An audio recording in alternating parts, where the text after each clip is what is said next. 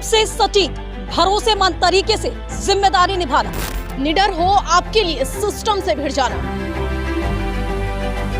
आपके हर मुद्दे को मजबूती से उठाना, खबर को सिर्फ बताना नहीं उसकी तह तक जाना।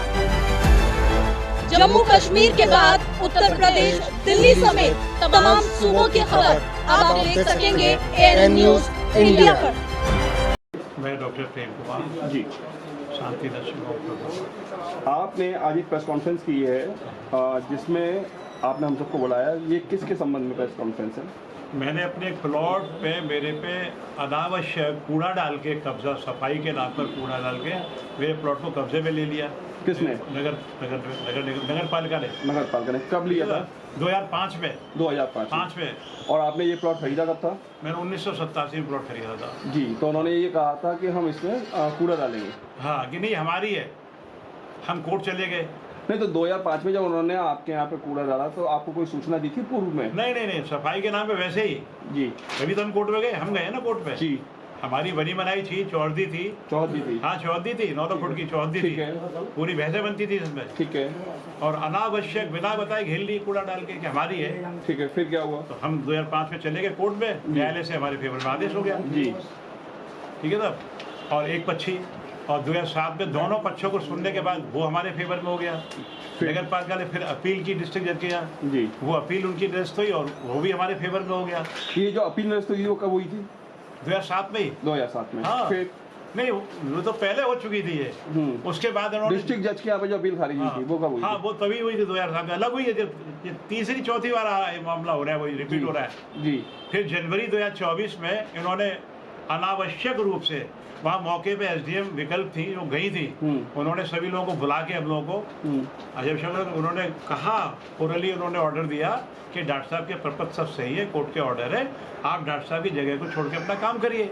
उसके बावजूद भी नगर निगम ने अपनी दीवार खड़ी कर दी। मैं आपको यही रोकूंगा, 2024 की आपने ये घटना बता रहे, 2017 में जनवरी 2017 में एंटी भूमाफिया पोर्टल लॉन्च किया था वर्तमान सरकार ने। आपने एक बहुत लंबी लड़ाई लगी 21 साल की। हर आदमी नहीं लड़ सकता। बिल्कुल सही। तो क्या माने जो एंटी भूमाफिया पोर्टल है वो सफेद हाथी है, केवल लोगों के वहाँ पे कागजी पूर्ति होती है, क्योंकि आपने भी कहीं ना कहीं आवेदन किए होंगे, एप्लीकेशन दी होंगी, और उसके बाद भी आपको न्यायालय में आना पड़ा। नगर पालिका को सैकड़ों एप्लीकेशन दिए सर, जिनकी रिसिप्ट रखी है मेरे पास। मैं ये कहना चाहता हूँ, क्या एंटी भूमाफिया पोर्टल जो डिस्ट्रिक्ट लेवल से लेके स्टेट लेवल तक बनाई गई है, क्या वो केवल नाम मात्र के लिए है?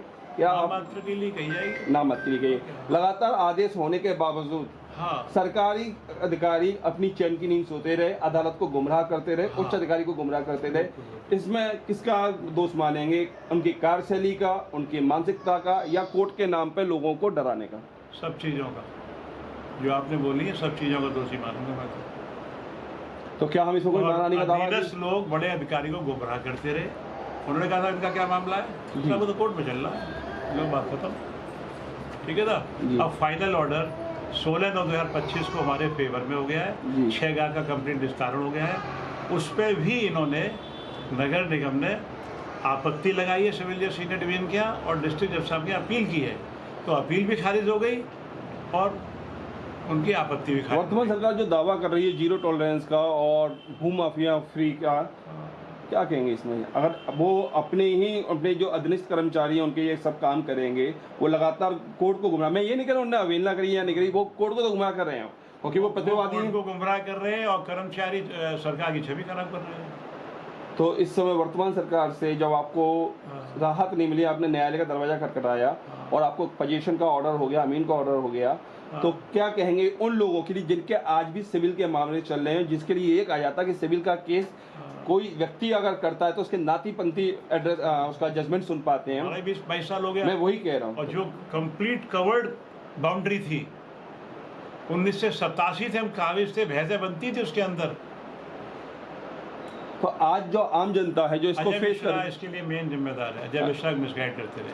आज जो आम जनता है जो सिविल के केस लड़ रही है, उनके लिए अजय मिश्रा ने बड़े अधिकारियों को गुमराह किया और तो कहीं ना कहीं आज भी अधनिष्ठ अधिकारी उच्च अधिकारी को गुमराह करते हैं। बिल्कुल बिल्कुल करते हैं, बिल्कुल करते हैं। और जो लोग हैं जो आज भी केस लड़ रहे हैं उनको क्या कहेंगे, अपनी उम्मीद तोड़ें या वो कोर्ट में लगातार अपनी पैरवी करें?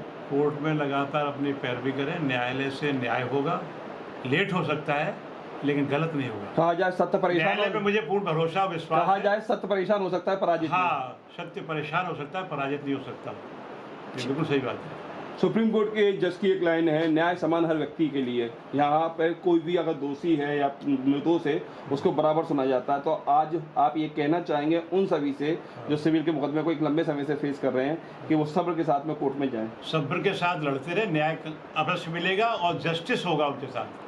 जी धन्यवाद। मैं जस्टिस होगा और ये नगर पालिका के कर्मचारी सरकार की छवि खराब कर रहे हैं। तो सरकार मतलब पीपुल्स की मतलब पर्सन की प्रॉपर्टी घेर रही है।